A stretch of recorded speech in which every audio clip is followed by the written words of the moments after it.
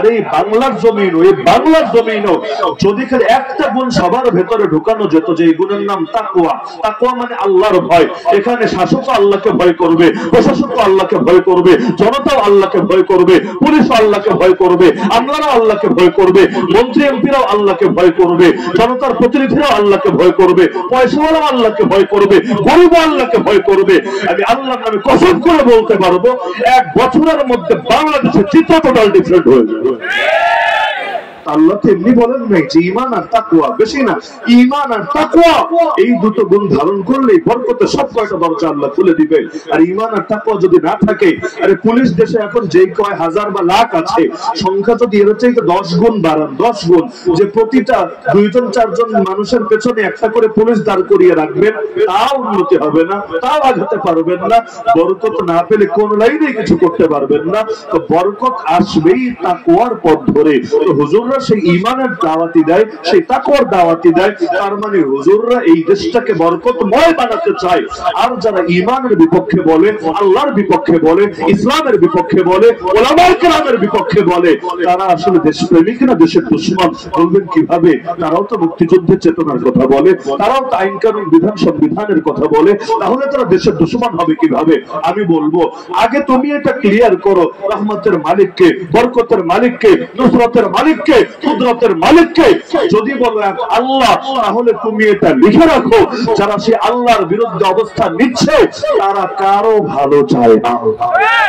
কারণ তারা তাদের এই অবস্থানের দ্বারা কার থেকে বরকত আনবে? ওরা যদি আমেরিকার দালালি করে, আগেই তো বলে এসেছে আল্লাহর কসম আমেরিকার হাতে কোনো বরকত নাই। তারা যদি চায়নার দালালি করে, কোন লাভ নাই, আল্লাহর কসম চায়নার হাতে কোনো বরকত নাই। তারা যদি ইন্ডিয়ার দালালি করে, রাশিয়ার দালালি করে, আল্লাহর কসম কোনো লাভ নাই, তার হাতে কোনো বরকত নাই।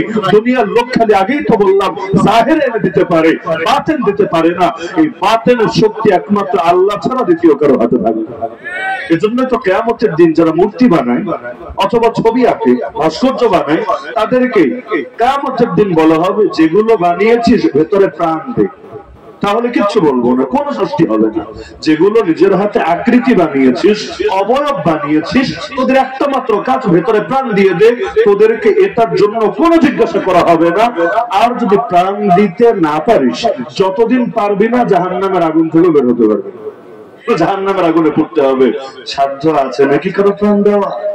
যারা মূর্তি বানায়, যারা ভাস্কর্য বানায়, যারা বাংলাদেশটাকে ভাস্কর্যের দেশে পরিণত করার চেষ্টা চালাচ্ছে, অথবা যারা ছবি এঁকে বেড়ায়, তারা কেউ পারবে এগুলোর মধ্যে প্রাণ ঢুকাতে?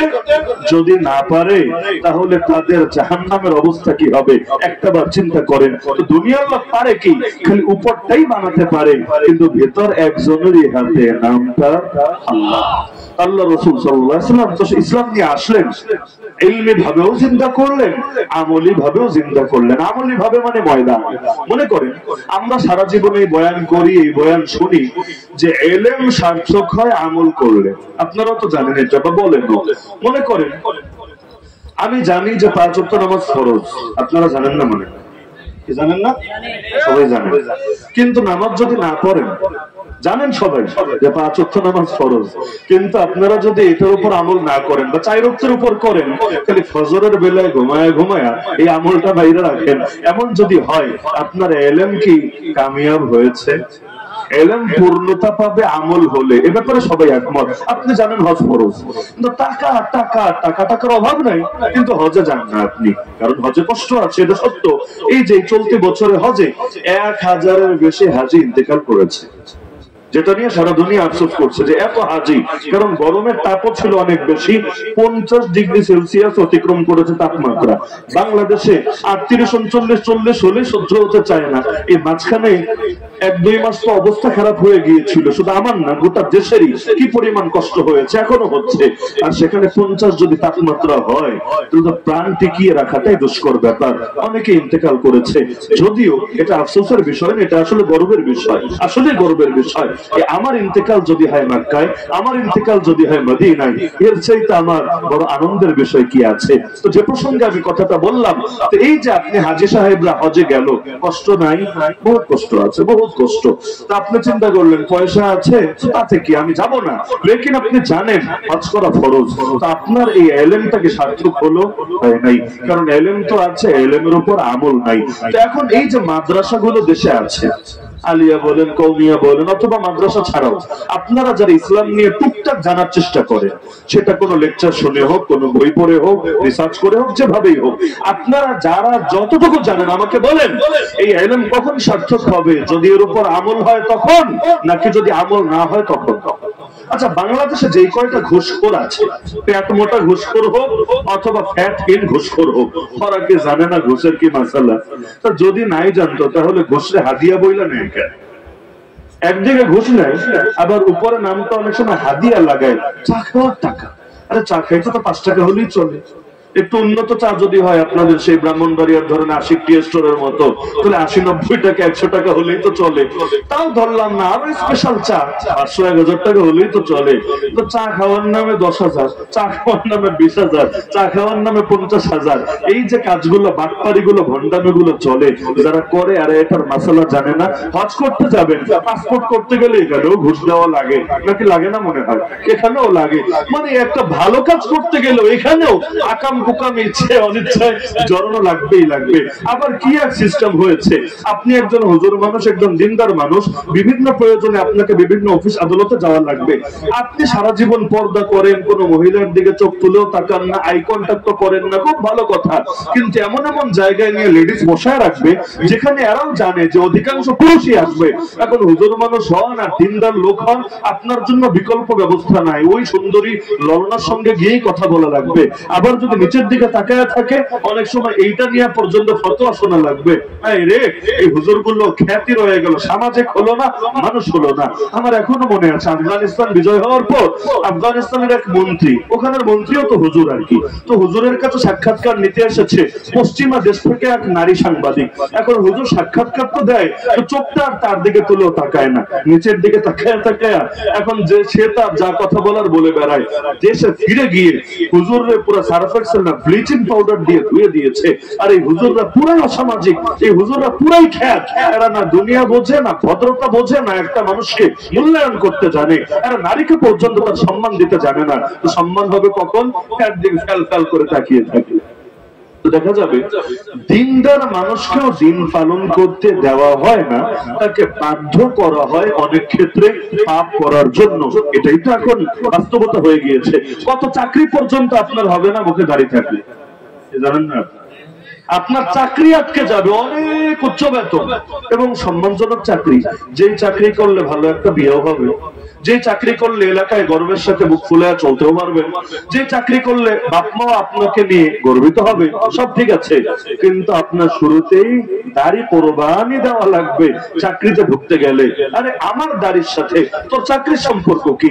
আগে দেখ যোগ্যতা আছে কিনা, আগে দেখ কাজ করতে পারবো কিনা। যদি হয় যোগ্যতা আছে, এই কাজের আমি যোগ্য, হয়ে গেল, এর সাথে এটার সম্পর্ক কি? কিন্তু এগুলো চলছে নাকি চলছে না?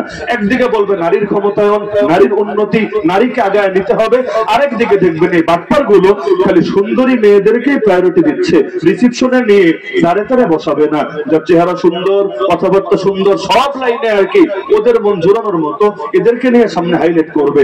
আর রাস্তাঘাটে যে মহিলারা কষ্ট করে, কেউ ইট ভাঙে, কেউ বালু কুড়ায়, কেউ গিয়ে এরকম নদীর পারে বিভিন্ন রকম ভারী ভারী জিনিস বহন করে, এই নারীদেরকে নিয়ে তাদের মুখে একটা কথাও আসবে না।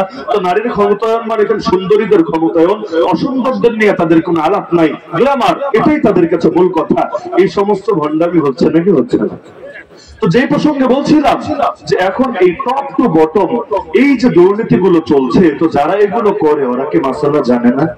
এই জাতীয় সমস্যা ভাই জানায় না, এই জাতীয় সমস্যা মানায়, জানতে বহুত জানে। অনেক পাপিষ্ঠ লোকেরা সারা জীবন পাপের মধ্যে ডুবেছিল, এদেরকেও বলতে দিলে খুব ভালো করে বলতে থাকবে। এমনকি মাঝে মধ্যে দুঃখ লাগে এই হুজুরদেরকেও ব্যবহার করে নিজেদের ধান্দা পূরণের জন্য। যেমন মনে করে হুজুরদেরকে সবচাইতে বেশি এখন নসিহত করা হয় যে হুজুর এত জিহাদ টিহাদ এই সেই সব বয়ান বাদ দিয়া মাদক নিয়ে কথা বলেন, ধর্ষণ নিয়ে কথা বলেন, এই নিয়ে কথা বলেন, সেই নিয়ে কথা বলেন, আর বাপ মায়ের ওয়াজ, কবরের ওয়াজ, আসমানের উপরের ওয়াজ, মাটির নিচের ওয়াজ, এগুলা করেন, বাকিগুলো রাখেন। এগুলো বলে না মাঝে মধ্যে? বলে। একটাবার চিন্তা করেন যে মাদকের বিরুদ্ধে কথা বলবে, ভালো কথা। কোন মাদক? যেটা লাইসেন্স নিয়ে খায় নাকি যেটা লাইসেন্স ছাড়া খায়? কারণ মাদকে যদি ক্ষতি থাকে, লাইসেন্স নিয়ে খেলেও ক্ষতি, লাইসেন্স ছাড়া খেলেও ক্ষতি। কিন্তু দেখা যাচ্ছে লাইসেন্স ছাড়া যে মাদক, ওটার বিরুদ্ধে তো ঠিকই বলা যাবে, কিন্তু বাংলাদেশে যে মদের বারগুলো গড়ে উঠেছে, আমি যদি এই মাহফিল থেকে বলি, আসো তাওহীদি জনতা, আমরা এই মদের বারগুলোকে মাটির সাথে গড়িয়ে দেই। কোন মুসলমানের কাছে মদ বেচাও যাবে না, কোন মুসলমান গিয়ে সেখানে মদ খেতেও পারবে না। আর কেউ যদি অন্য ধর্মের লোক হয় তার কথা আলাদা, কিন্তু কোন মুসলমান লাইসেন্স নিয়েও প্রকাশ্যে এই দেশে মদ খাবে, এটা কিছুতেই মেনে নেওয়া যেতে পারে না। দেখবেন তখন আমার বিরুদ্ধে লিখে অ্যাকশন শুরু হয়ে গেছে। তাহলে কিসের বয়ান দিতে বলো রে ভাই মাদকের বিরুদ্ধে? কেন? মাদক লাইসেন্স ছাড়া খেলে তোমরা পয়সা পাবা না, এজন্য এটা খারাপ না। আর যদি মাদক লাইসেন্স নিয়ে খায়, ও খাবে, তোমরাও পাবা, এই জন্য এটা লাভ নাকি? এগুলো তো ভণ্ডামি ছাড়া আর কিছু। বলবো ধর্ষণের বিরুদ্ধে বয়ান করো, ঠিক আছে, বয়ান করবো। লিভ টুগেদারের বিরুদ্ধে কেন বয়ান করবো না? এটা আগে ক্লিয়ার করো। ধর্ষণ মানে কি? ধর্ষণ মানে জোরাজোরি আছে যে কোনো এক পক্ষে। সাধারণত পুরুষ জোরাজোরি করে নারীকে, উল্টাও হতে পারে। এখন আবার নতুন একটা আবিষ্কার হয়েছে, সেটা হলো বিয়ের প্রলোভন বা লোভ দেখিয়ে ধর্ষণ। মানে হইলো 2-4 বছর সংসার করে ফেলেছে, এরপরে এসে বিচার একটা দাঁড় করিয়ে দিয়েছে, আমাকে লোভ দেখিয়েছিল, আমাকে বিয়ে করবে, এখন এসে বলছে আমাকে আর বিয়ে করবে না, এজন্য ধর্ষণ মামলা ঢুকে দিয়েছে। অথচ ধর্ষণ মানে হইলো কাম করার ব্যাপারে জোরাজোরি। তোরে তো বেডি কাম করার ব্যাপারে জোরাজোরি করে নেই, ওই সময় তো তুইও রাজি ছিলি, কারণ তোর ভেতরে লোভ ছিল, তোর ভেতরে প্রলোভন ছিল। 2 বছর পর গিয়ে তোর মাথায় রক্ত উঠেছে, তোর মেজাজ গরম হয়েছে, কারণ সে তোরে লোভ দেখিয়ে এখন আর চাহিদা পূরণ করছে না, ভালো কথা। কিন্তু এর মানে তো এটা না যে অতীতে কামটাও জোর করে করেছিল, তোর উপরে প্রেসার ক্রিয়েট করে করেছিল। এটা তো ধর্ষণের কোনো ক্যাটাগরিতেই পড়ে না। তারপরও মানলাম, ঠিক আছে, ধর্ষণ ধর্ষণ ধর্ষণ সবগুলোর বিরুদ্ধে বললাম, লিভ টুগেদারের বিরুদ্ধে কেন বলবো না? লিভ টুগেদার বুঝেন? মানে জোরাজোরি নাই, বেডাও রাজি বেডিও রাজি, তবে কাজী আর ডাকে নাই, মানে বিয়ে শাদী আর করে নাই। এখন 2 জন রাজি হয়ে হোটেলে চলে গেছে। আরে বাংলাদেশ তো বাংলাদেশ, গোটা দুনিয়ার হোটেল ব্যবসা টিকেই আছে এই সমস্ত বেডা আর বেডিদেরকে। আপনি অন্য দেশ বাদ দেন, বাংলাদেশে যেই সরকারি থাকুক, খালি যদি এই নীতি জারি করে যে হোটেলের ব্যাপারে 100% সততা রক্ষা করা হবে, এখানে কোন ছেলে মেয়ে বিবাহ ছাড়া 2 নম্বরই করতে পারবে না, দেখবেন হোটেলওয়ালারা বলবে আমাদের আর ব্যবসা করা লাগবে না। এটাই করুন বাস্তবতা। এই যে 2 নম্বরই গুলো হচ্ছে, শুধু গরিবদের মধ্যে না, বড় লোকদের মধ্যে। বড় লোকদের মধ্যে আরো বেশি হচ্ছে। গরিব করলে হয়তো এই হরসপুর থেকে সফর করে ব্রাহ্মণবাড়িয়া সদরে গিয়ে করবে, আর বড় লোক করলে তো থাইল্যান্ড শরীফে চলে যাবে, অথবা এমন এমন জায়গায় চলে যাবে যেখানে কেউ তাকে চিনবে না, তাকে জানবে না। দেখেন না, বাংলাদেশের এমপি মহিলা মানুষের কল্পে চলে যায় ভারতে। যদিও মরা মানুষকে নিয়ে কথা বলা উচিত না, কিন্তু কিছু কিছু কষ্ট এমন যেটা আসলে অন্তরের মধ্যে চেপেও রাখা যায় না। আর কাউকে যদি অন্যায়ভাবে হত্যা করা হয়, তাহলে এটা কিছুতেই সমর্থনযোগ্য না। এমনকি মানুষটা যদি অপরাধীও হয়, মানুষটা যদি অতীতে অন্যের উপর জুলুমও করে, তবু আমরা কারো ব্যাপারে কামনা করি না যে এখন তার উপরও আলাদা করে জুলুম হোক। হ্যাঁ, প্রতিটা অপরাধের ন্যায়সঙ্গত বিচার আছে, এবং আমরা এটাই চাই যে বিচারের সংস্কৃতি কায়েম হোক। কিন্তু এই যে একটা ঘটনা, মহিলা একটা ফোন দিবে, আর একজন মানুষ জনপ্রতিনিধি হওয়ার পরও পাসপোর্ট ভিসার চিন্তা বাদ দিয়া বর্ডার ক্রস করে সুন্দর মতো চলে যাবে মহিলার প্রেমের টানে, তারপর সেখানে গিয়ে খুনের শিকার হবে। তো মাইয়া নিয়ে এই ধান্দা বাদ দিলে তোমার তো বাপু এখানে যাওয়াও লাগতো না, আর তোমার জল্লাদের কবলে পড়াও লাগতো না। তাহলে দেখা যাচ্ছে গরিবই বলেন ধনী বলেন, এই পাপের বাইরে অধিকাংশ মানুষই হয়তো যেতে পারে না। অপরাধ করার পর যতদিন গোপন থাকে ততদিন পর্যন্ত একটা সাধু চেহারা ধরে রাখে। আসলে আল্লাহর একটা নাম হলো সাত্তার। সাত্তার মানে তিনি বান্দার পর্দাকে, বান্দার গুনাহকে পর্দার আড়ালে ঢেকে রাখেন। বিশ্বাস করেন, যদি আল্লাহ বান্দার গুনাহগুলোকে ঢেকে না রাখতেন, অতীতে যেমন কখনো এমন হয়েছে চুরি করেছে, বাসায় গিয়ে লুকিয়েও লাভ নেই, দরজার মধ্যে লেখা উঠে গেছে চোর। যেমন দাজ্জাল আসবে, কিয়ামতের আগে দাজ্জালের কপালে লেখা থাকবে কাফের কাফের। যে পড়তে জানে সে বুঝবে যে আরে দাজ্জাল তো মুসলমান না, সে কাফের, কপালের মধ্যেই লেখা আছে। তো মানুষের পাপগুলো যদি আল্লাহ গোপন না করে সব পাপ প্রকাশ করে দিতেন, আমার তো ধারণা তাহলে মানুষ লজ্জার কারণে সমাজেই থাকতে পারতো না, অধিকাংশ মানুষ সমাজ ছেড়ে পালাতে বাধ্য হতো। এমনকি পাপের যদি দুর্গন্ধ থাকতো, ওই দুর্গন্ধ অতিষ্ঠ হয়ে মানুষই লাঠি মেরে সমাজ থেকে বের করে দিত। কিন্তু আমার আল্লাহ সাত্তার, এজন্য বান্দা রাতের বেলা লুকিয়ে লুকিয়ে পাপ করে, কিন্তু সকাল বেলা মানুষ তাকে শ্রদ্ধার সঙ্গে বরণ করে নেয়, কারণ আল্লাহ তার পাপের উপর পর্দা ফেলে রেখেছেন। আর মানুষ দুনিয়াতে যদি অপরাধ প্রকাশিত হয়ে যায় তখন লজ্জিত হয়ে যায়, আর যতদিন প্রকাশিত হয় না ততদিন নিজেকে খুব সাধু হিসাবে দেখানোর চেষ্টা করে। কিন্তু কিয়ামতের ময়দানে কি হবে রে ভাই? দুনিয়া জানলে কয়জন জানবে? মনে করেন 1000 লোক জানলো, 1 লাখ লোক জানলো, 1 কোটি লোক জানলো, এতেই আপনি মুখ লুকানোর জায়গা পাচ্ছেন না। ওই যে ছাগল কাণ্ডে যে বেটা জড়ায় গেল, আর আব্বা আপনাদের এই ব্রাহ্মণবাড়িয়ার আখাউড়া দিয়েই নাকি মাথা ন্যাড়া করে পালিয়েছে। মানে মাথায় যদি চুল থাকে মানুষ চিনে ফেলতে পারে, তো মাথা ন্যাড়া করে গেলে একটু ইজ্জতটা বাঁচবে, মানুষের কাছে একটু হাইলাইট হবে না, বা এদেরকে ফাঁকি দিতে পারবে। আমাদের বেনজির সাহেবও নাকি পুলিশ হয়েও পুলিশের পাসপোর্ট ব্যবহার না করে সাধারণ পাসপোর্ট রেখেছে সারা জীবন জুড়ে। এগুলো দুদকও বলেছে হ্যাঁ অপরাধ প্রমাণিত, অপরাধ সত্য। কেন? যাতে করে আগেও বুঝেছে যে মাইনকা চিপায় পড়া লাগতে পারে, আর মাইনকা চিপায় পড়লে যাতে সুন্দর করে দেশ ছেড়ে ভাগা যায়, যাতে কেউ না আটকায়, কেউ ঝামেলা না করে। তাহলে দুনিয়ার লোকের কাছে লজ্জিত হবে, এটাকে কত ভয় পায়, কত ভয় পায়। আয় আল্লাহ, তো কিয়ামতের ময়দানে যা আদম নবী থেকে শুরু করে কিয়ামত পর্যন্ত আগত প্রতিটা মানুষের সামনে আল্লাহ এই গুনাহগুলো তুলে ধরবেন, সেদিন কি হবে অবস্থা? সেদিন বাবাও জানবে, মাও জানবে, ভাইও জানবে, বোনও জানবে, নবীও জানবে, রাসূলও জানবে, ফেরেশতারাও জানবে, সবাই জানবে। সেদিন কোথায় লুকাবে? সেদিন তো আখাউড়ার বর্ডারও থাকবে না। আরে সেদিন তো মাথা নেড়া করে হোক আর পাসপোর্ট দিয়ে হোক, কোনোভাবেই তো সেই ময়দান ছেড়ে কোথাও পালানো যাবে না। সেদিনের পরিণতি কি হবে? দুনিয়ায় তো আবার অনেক কিছু সমাধানও করে নেওয়া যায়, মানুষ ভুলে যায়। আজকে পাপ করেছে সবাই খেপা, দেখবেন 2 বছর পর এটার কোনো আলোচনাও নাই, আবার স্বাভাবিক জীবন শুরু করে দিয়েছে। তো কিয়ামতের ময়দানে ধরা খেলে এটার পরিণতি কতটা ভয়াবহ। তাহলে বলছিলাম যে ইলম যদি এর উপর আমল না হয়, ইলমের দাম থাকে? আরে বলেন না, ইলমের দাম থাকে? থাকে না। তাহলে ইলম যেগুলো ধরেন মাদ্রাসাগুলোতে পড়ানো হয় বা আপনারাও শিখেছেন, বাস্তবতা হলো যদি ইসলাম বিজয়ী না হয়, অধিকাংশ ইলমকে মরণ পর্যন্ত আমলে পরিণত করতে পারবে না। মনে করেন আপনি জানেন, আমিও জানি, আমরা সবাই জানি, চোরের সাজা হলো হাত কাটা। জানেন না? জানেন না? মনে জানেন সবাই? চোরের সাজা কি? 6 মাসের জেল, 10টা বেত্রাঘাত না, বরং কি হাত কাটা। আচ্ছা জানলাম, আমল কিভাবে করবেন? এই আমল করা কি আপনার সাধ্যে আছে নাকি আমার সাধ্যে আছে? আচ্ছা এলাকায় যদি কেউ চুরি করে, আমি হুজুর হয়েছি, তাতে কি আমার কি অধিকার আছে আর হাত কাটার? বলেন অধিকার কি আমার না কোর্টের? কোর্টের। তাহলে যদি কোর্টের মধ্যে এই ইলমের আলোকে আমল জারি না থাকে, আপনারা সবাই মিলেও চান যে চোরের ব্যাপারে যে ইলমটা আমরা হাসিল করেছি এটা আমলেও পরিণত হোক, পারবেন না, পারবেন না। উপরন্তু এই কথাটা যদি কেউ বলে আজকের বাংলাদেশে চোরের সাজা হাত কাটা, এটাকে বাস্তবায়িত করা হোক, তাহলেও দেখবেন অনেকে বাঁকা নজরে তাকাচ্ছে, কি রে এই হুজুর কি দেশের প্রচলিত আইন কানুন মানে না? যদি মানে নতুন করে এই সাজার কথা কেন বলে?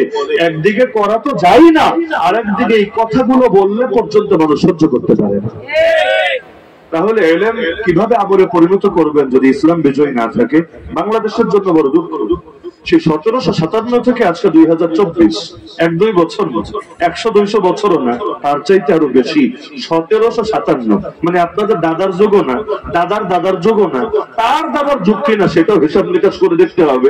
সেই 1757 থেকে এই অঞ্চলে ইসলামের শাসন নাই, ইসলামের বিচার নাই, ইসলামের আইন নাই, ইসলামের অর্থনীতি নাই, ইসলামের কিছু নাই। আর ব্যক্তি জীবনে শুধু ইসলামের কিছু কিছু জিনিস মানার সুযোগ আছে, তাও আবার 100% নাই, 100% নাই। বলবেন 100% নাই কিভাবে? মনে করেন আপনি আপনার বউরে 3 তালাক দিলেন, দেখবেন আইন যদি দেখেন প্রচলিত আইন কিভাবে এইটারেও মিটমাট করার সুযোগ রেখে দিয়েছে। 3 তালাক দেওয়ার পর চেয়ারম্যান ধৈর্যই হোক, কোর্টের মাধ্যমেই হোক, যে কোনো তরিকাই হোক, আমি ইসলামের কথা বলছি, আইন কি আছে সেটা আপনারা দেখে নেন গিয়ে। 3 তালাক দেওয়ার পর যদি এভাবে ম্যানেজ করে বিছানা কাঁপাতে থাকে, এটা কি জিনা হবে না? আরে জিনা হবে না? রাস্তা থেকে এক মহিলা ধরে এনে যা হবে এখানেও তো হুবু হতাই হবে। এই ঘর থেকে যদি বাচ্চা হয় হালাল জাদা হবে নাকি হবে হারামজাদা হবে? কিয়ামতের একটা আলামতি হলো সমাজের মধ্যে হারাম জাদা বেড়ে যাবে।